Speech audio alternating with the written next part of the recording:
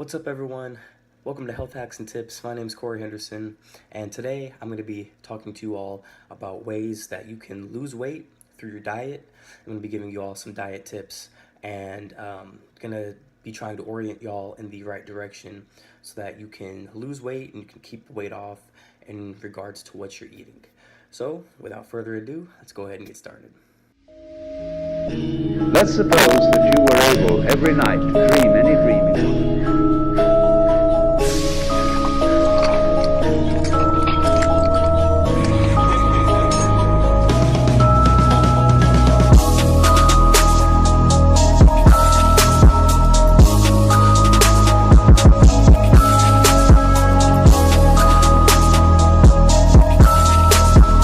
We're having a tough time remembering what this is all about.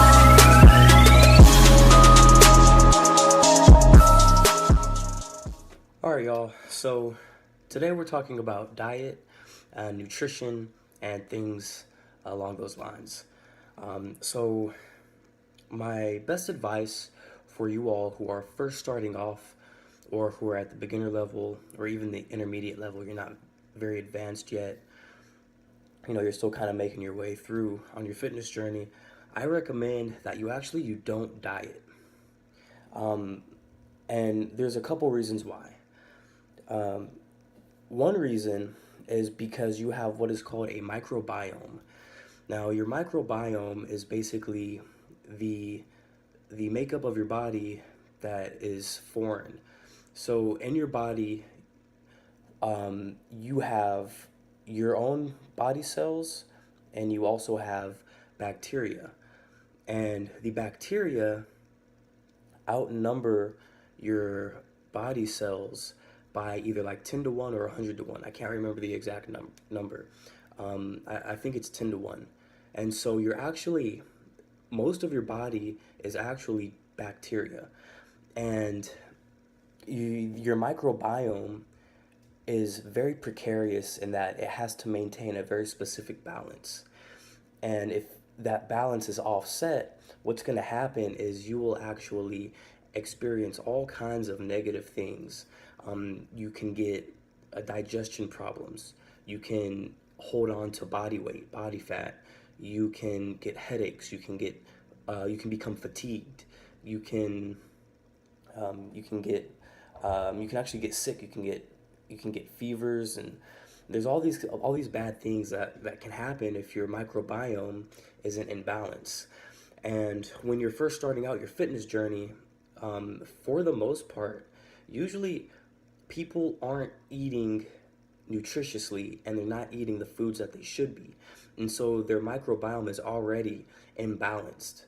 And so what you want to do is you want to build up your body's stores of nutrients, and you want to build up a healthy microbiome. And by going from a poor diet into some sort of diet, such as a ketogenic or a paleo or whatever, juice cleanse or what have you, you can end up doing more harm than good to your microbiome. And so when you're first starting out, I highly, highly recommend that you don't worry about, oh, I got to do this diet because I got to do a keto diet because I've seen all these people doing a keto diet and they say it's the best thing ever and they're losing all this weight, and so I got to try it. And that's not how it works. You have to walk before you can run. You have to crawl before you can walk.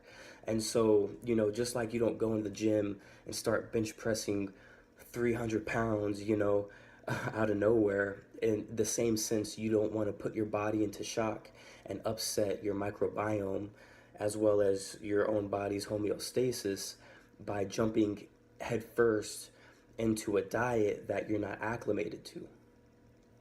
And going along with that, what I recommend is that you actually just eat nutritiously. Now, this sounds like common sense, and it sounds like something that you should be doing every day, but the truth is most people don't eat nutritiously. And what I mean by nutritiously is that you have a healthy amount of protein, vegetables, fruits, whole grains, and that's it. You don't really want to eat too much dairy.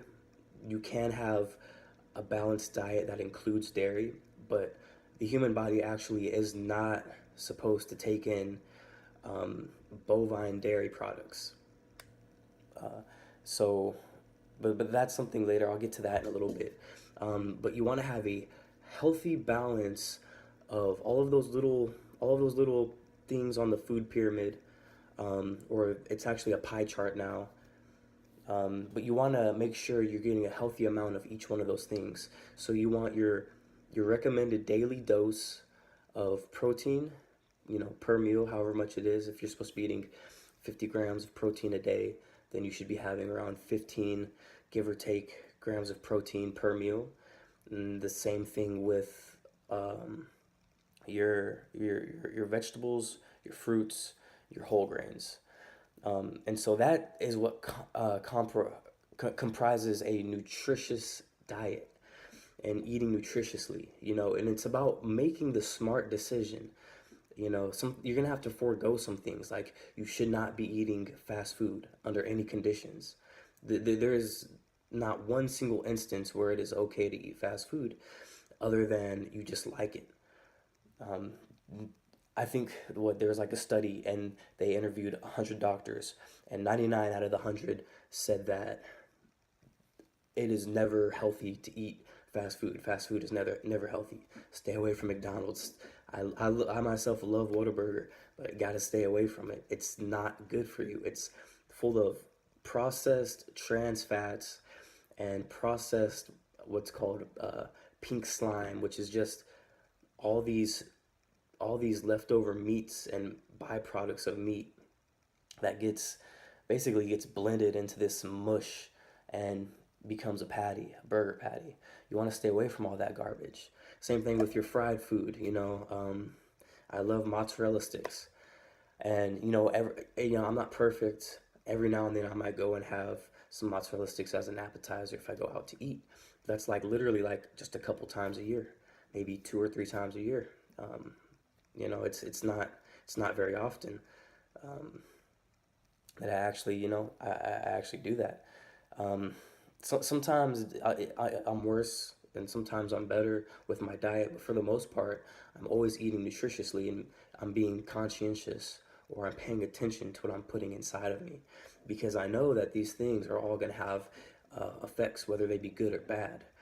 Um, Food is either a remedy or it's a poison, and depending upon how you how you use it, how you use food, because food is an energy source, it's a fuel, it's a tool for survival, and it's a tool for building yourself up.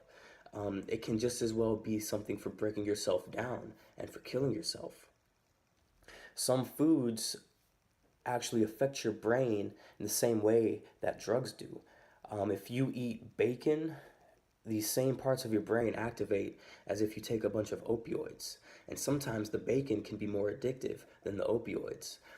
So, you have to be conscientious about what you're putting in. So, what I recommend is when you first start out, don't don't focus too much on a specific diet. Rather, focus on eating conscientiously and eating nutritiously, paying attention to what you're eating and making sure that you're getting all your veggies for the day, all your fruits for the day, all your protein for the day, and all your whole grains for the day. And if you do that, that's like 80% of getting the body you want, in all honesty. Um, so let's say you got that, you're eating nutritiously, or you're not eating nutritiously. Um, One of the other biggest factors in losing actual body fat, not being healthy, but losing body fat, is your calorie intake, your caloric count, how many calories you're eating a day. So, most people, if you ask them what a calorie is, they can't tell you. So, how can you lose weight if you don't know what one of the biggest factors is in losing that weight, which is calories. Everyone makes a big deal about them. Oh, you should count your calories. Oh, you shouldn't eat more than this many calories, or but they don't even really know what a calorie is. And so a calorie is basically the energy it takes to metabolize one one molecule, one water molecule in your body. And so it's basically the energy it takes to burn off one little lipid. Short answer. And so essentially, you can think of a calorie as energy. The average person, male, female, whatever, it doesn't matter. The average person, the average adult, I should say, 18 years or older, let's say 18 to 45, right? That average person should be taking in around 2,000 to 2,400 calories per day. I'm going to say that again. The average person, this is a short answer by the way, the average person from 18 to 45 years old, give or take, should be taking in 2,000 to 2,400 calories per day. And that is the energy it takes to get your body through the day. If you're living a normal lifestyle, you have light to moderate exercise 3 to 5 times a week, and you're in decent shape, that's about how much energy you need to get through the day, or how much energy in terms of measuring it by food that you need to get through the day. And so most people exceed that. Now, let's say you don't work out or you barely work out, and you're eating around 2,500 to 3,000 calories a day. It doesn't seem like much, right? And most people, they're on their feet every day, they're moving about, you know, they have a little bit of activity going on. They're not too sedentary, but they still gain weight. And the reason is because your body, what it wants to do is, okay, so let's say you eat that 2,500 calories for the day, right? And you burned about 2,400 calories. That extra 100 calories that's left over then becomes body fat. And then the next day, it's the same thing. And then the next day, it's the same thing. By the time you get to Friday, you have an excess of 500 calories hanging on your body. That's one meal, one whole meal. That's a third, it should be a little less than a third of your daily value of food. And so on the weekend now, you go out and you drink, or you go out and you go to a restaurant and you splurge a little bit. And let's say you eat 3,000 calories, or you take in 3,000 calories in food and alcohol, or just in food if you don't drink, right?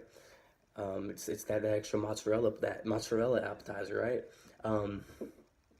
Well then, and you know, let's say you don't work, so you're not as active really. So you only burn 1,500 calories, right? And this is all arbitrary, by the way. You could use any number you want, or you can actually do the math. But you know, let's say you only burned 1,500 calories, and you took in 3,000. Now you have an extra 1,500 calories, and then Monday comes around, and you go back to your normal routine. But you're still adding on weight, adding on weight, adding on extra body fat, and so it just gets stored up and stored up, and your body is like, hell yeah, this is awesome. Got all this extra, all this extra energy on me. I can store it, and we'll be safe. You know, if we get stranded on a desert island, you know, we'll be okay for a little while, right? That's what your body is saying. But all the while, you're like, man, I'm gaining some weight. I need to. What do I need to do to lose weight? And so that's why your caloric count is one of the biggest determining factors in the amount of fat you have on your body, because it's directly related to burning that body fat. It's the amount of energy needed. Calories, 1 calorie is the amount of energy needed to burn one molecule of fat, or water rather. It's just a short answer. And so if you go into what's called a caloric deficit, which I'm going to say not all, but almost every diet is based off of this concept of a caloric deficit, or a reduced calorie intake. If you go into a reduced calorie intake, what you're doing is you're combating the effects of those bad habits that you had. So instead of taking in that 2,500 calories, right, that arbitrary number we picked, instead of taking in that, now let's say you're only taking in 1,800 calories a day. You're being very diligent. You're keeping track of how much food you're eating, what you're eating, and you're keeping track of your calories. Then what's going to happen is you're going to go into a deficit. So you take in 1,800 calories, and let's say you burn 2,000 or 2,400, right? Then that difference is then going to be, you can think of it just like in relation to how it's being used in numbers, as in math, that difference is what's left over, right? So if you take in 1,800 and you burn 2,400, then you have minus 600 calories, right, for the day. That minus 600 calories, that's negative energy. It's a deficit in energy. Your body is going to make up for that lack in energy by burning body fat. And so that's how you lose body fat, is by going into a caloric deficit.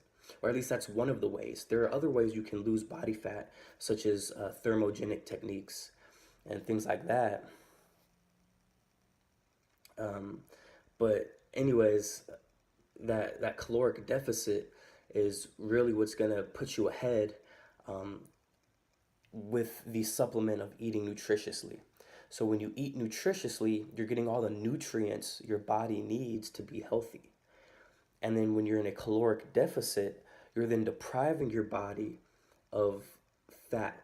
It's essentially what you're doing. You're depriving your body of fat, or you're preventing your body from storing fat. So now you're getting all of the nutrients you need, and you're burning off body fat by going into a caloric deficit.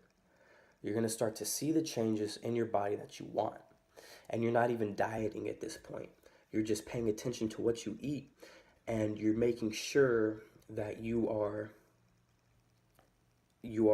not taking in too many calories. Now, a lot of you are going to be wondering, how can you determine how many calories you should be taking in a day if you want to lose weight, or how many calories you should be taking into a day to maintain your weight, or how many calories you should be taking in a day if you want to gain weight, because sometimes people want to gain weight. There are people that want to maintain their weight, and there are people that want to lose weight. And the way that you do that is you can either A, go to a doctor and have them determine that for you, or B, you can go to Google and you can type in macros calculator, MACROS calculator. And the macros calculator is an electronic tool that's basically going to have you put in some information like your height, your weight, your age, your activity level, if you want to lose weight, if you want to gain weight, things like that. And then you hit enter or calculate, and it'll literally tell you all the information that you need to know about your calories, how many carbs you should be taking in, how many proteins you should be taking in, all of that jazz. And so you literally don't even have to get off of your couch to figure that out. You can just pull your phone out and do it. So we covered the microbiome. We covered eating conscientiously or nutritiously. And we covered calories, caloric deficit, and all of that stuff. So I don't want to drag this on too long, but I'm going to talk about just a couple other things. Let me see here. Oh, yes. So one of the biggest, I'm going to say this is actually number one. If you don't eat nutritiously, if you don't, if you're not watching your calories, if you're not in a caloric deficit, you need to at least be doing this. This is the most important thing if you want to lose weight and if you want to be healthy. If you want to be healthy, you have to do this. If you don't do this, you're not healthy. Plain and simple. Doesn't matter what you think, you're not healthy if you don't do this. And that is drink water. You need to be drinking the recommended amount of water per day. That's and there's no wiggle room in that. There's no budging. That's what it takes for your body to be healthy.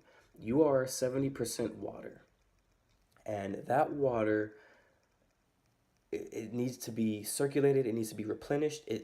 It's your brain is mostly water, your blood, you just need it.